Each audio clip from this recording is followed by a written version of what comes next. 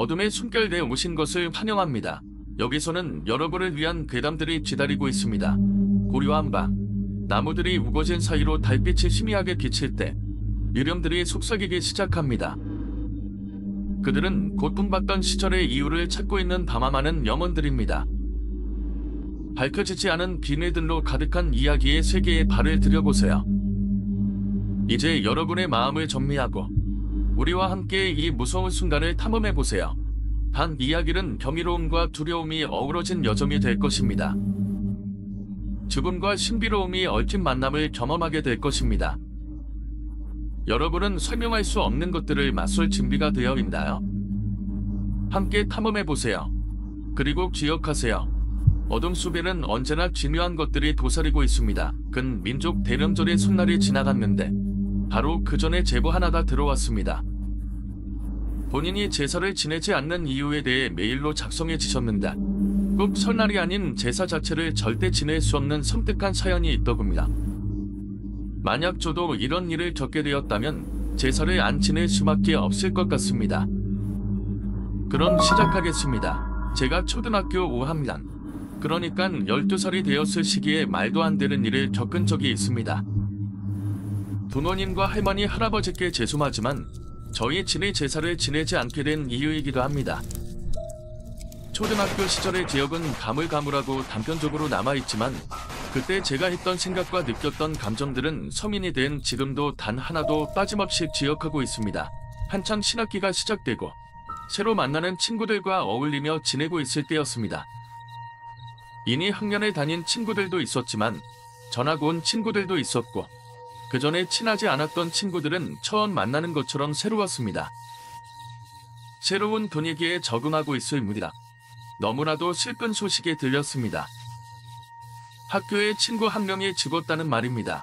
그 친구는 백혈병을 앓고 있었고 2학년 때부터 병을 앓아왔습니다. 학교도 자주 나오지 못했지만 치료를 해가며 다니던 친구였습니다. 사실 저와는 그리 접점도 없었고 친하지 않았지만 전체 학생들도 그 친구의 존재를 알고 있을 정도로 많이 아픈 친구였습니다. 그런 그 친구가 죽었다는 소식이 전해집니다. 모두가 놀랄 수밖에 없었습니다. 교장 선생님께서도 말씀을 하시던 도중 친구를 위해 묵념도 하셨고 자리에 꽃도 올려놓는 등 나름의 위로를 했습니다. 저 또한 전혀 친하지 않은 친구였지만 마음이 너무 아팠습니다. 어린 나이여서 그런 것도 있었겠지만 저 스스로도 감정을 이입하며 슬퍼했습니다. 그러다 그 친구를 위해 뭘 해줄 수 있을까 고민하게 되었고 어린 제가 생각했던 것은 그 친구가 하늘나라로 잘 갈 수 있도록 제사를 지내주는 것이었습니다.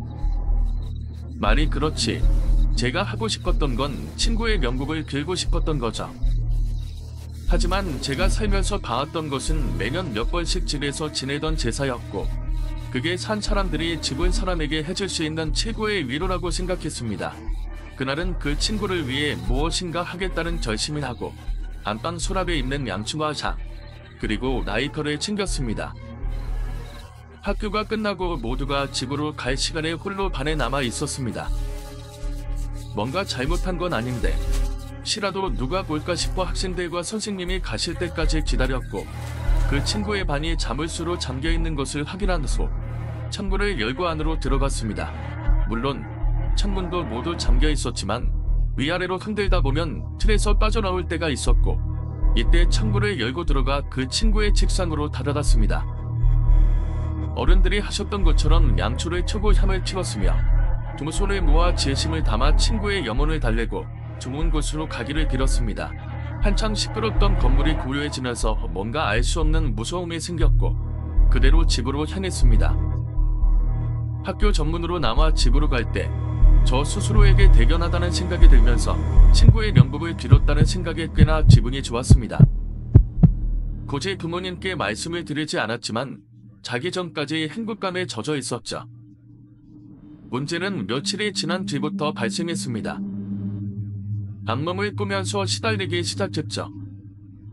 아무리 잠에서 깨어나도 다시 잠에 들면 악몽이 반복되었고 거의 한 달가량 악몽에 시달리면서 엄마에게 말하기 전까지 여러 가지 악몽을 꿨던 것 같습니다. 그중 가장 기억에 남는 꿈은 지뢰 입는 제가 누군가에게 쫓기는 꿈이었습니다. 꿈속에서 저는 그 사람을 피해 도망치고 그 사람은 끝까지 제 이름을 부르며 쫓아왔습니다. 잡룸에 숨어도 베란다 창고에 숨어도 그는 끝까지 저를 찾아냈습니다. 그때마다 심장이 내려앉는 느낌이 들면서 자다 깨는 걸 반복했죠. 자고 일어나는 이불이 땀으로 건복이 되어 있었고 가끔 엄마나 아빠가 저를 깨우는 일도 있었습니다. 한 달 동안 저 혼자 끙끙 앓고 있다가 도저히 잠을 잘 수 없는 지경에 이르게 되었고 몸이 피곤해지고 축적된 피로로 인해 몸살이 걸리게 되었습니다. 병원 간호를 하던 엄마에게 그간 있었던 일을 모두 말씀드렸습니다. 나중에 들어보니 그때 엄마는 제가 아파서 그런 말을 하는 줄 알았다고 하더군요. 하지만 그따구니 매일매일 악몽에 시달린다는 걸 알게 되었고 그 이유를 묻던 중 제가 죽은 친구를 위해 제사를 지냈던 걸 아시게 된 거죠. 그렇다고 곧바로 부적을 가져오거나 기도를 하는 등의 조치는 취하지 않았습니다. 아픈 게 나아지다 보면 자연스럽게 괜찮아질 거라고 생각하셨고 그저 성장통을 겪는 시기에 일어날 수 있는 현상이라고 말씀하셨죠. 하지만 몸살이 낫기도 전에 계속해서 악몽을 꾸니 옆에서 그 광경을 지켜봐야 했던 부모님도 답답하셨던 것 같습니다. 저야 제대로 기억도 못할 만큼 시름시름 알았지만 도저히 방법이 없다고 생각하셨나봐요. 아주 단편적으로 기억나는 건 제가 약을 먹고 잠에 들었다가 눈을 떠보니 집에 아무도 없었고 다시 잠에 들려고 하는 순간 현관문이 열렸습니다. 엄마가 처음 보는 아줌마와 함께 담으로 들어와서는 저를 보고 계시더군요. 옆에 있던 아줌마는 빤히 저를 쳐다보고 있었는데 저는 너무 아프고 힘들어서 그대로 눈을 감았다가 저녁 늦게 일어났습니다. 한숨 자고 나니 몸이 좀 괜찮아져서 거실로 나갔고 부모님이 늦은 저녁을 드시고 계셔서 저도 밥을 주셨죠. 제가 그 아줌마는 누구냐고 모르니 묻기 전까지 아무런 말도 안 하셨는데 나중에 물어보니 너 아픈 것 때문에 잠깐 돌아오셨다고 짧게 대답해 주셨습니다. 그날도 어김없이 악몽을 꿀 것 같아서 잠자리에 들려고 할 때 얼마나 무서웠는지 모릅니다.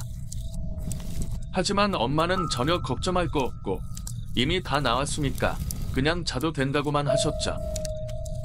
아무런 이유도 없고 약을 먹은 것도 아니었기 때문에 믿을 수가 없었습니다.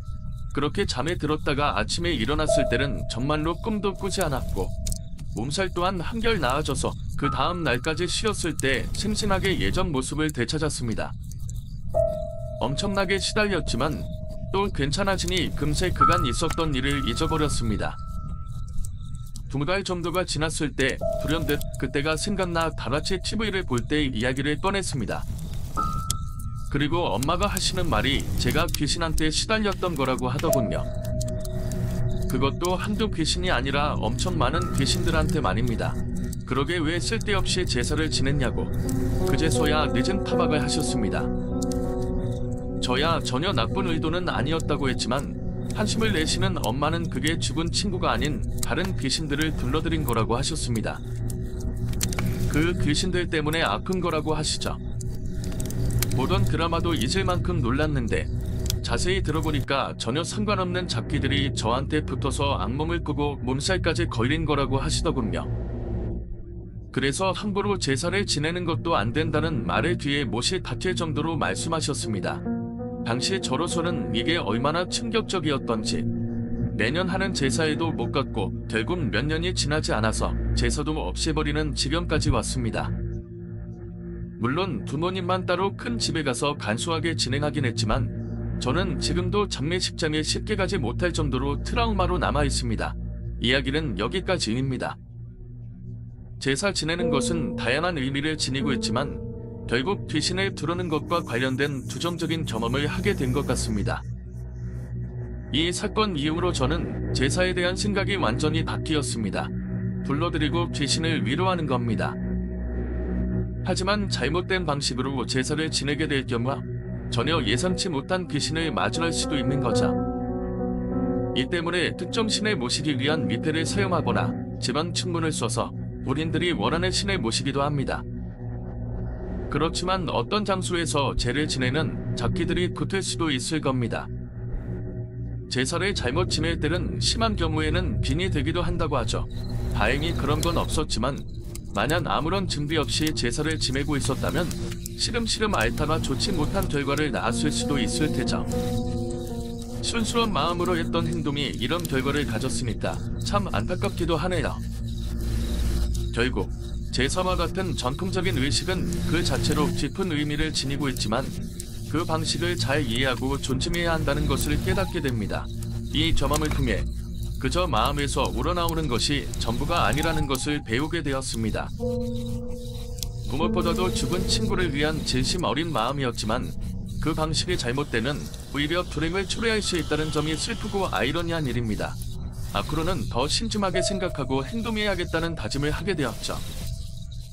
과거의 그 순간을 회상하며 전통에 대한 이해와 존중이 얼마나 중요한지를 다시 한번 깨달았습니다. 이야기가 끝났습니다. 여러분, 오늘의 이야기에서 어떤 감정을 느끼셨나요? 어둠 속에서 우리와 함께한 이 순간들이 여러분의 마음에 남길 바랍니다. 이 영상이 마음에 드셨다면 좋아요 버튼을 눌러주세요. 그리고 더 많은 괴담을 듣고 싶으시다면 채널을 구독하고 알림 설정도 잊지 마세요. 친구들과 이 이야기를 공유하여 그들도 우리의 미스터리한 여정에 동참할 수 있도록 해주세요. 댓글로 여러분의 생각이나 경험을 남겨주시면 저희에게 큰 힘이 됩니다. 다음 시간에도 여러분을 다시 만날 수 있기를 기대합니다. 감사합니다.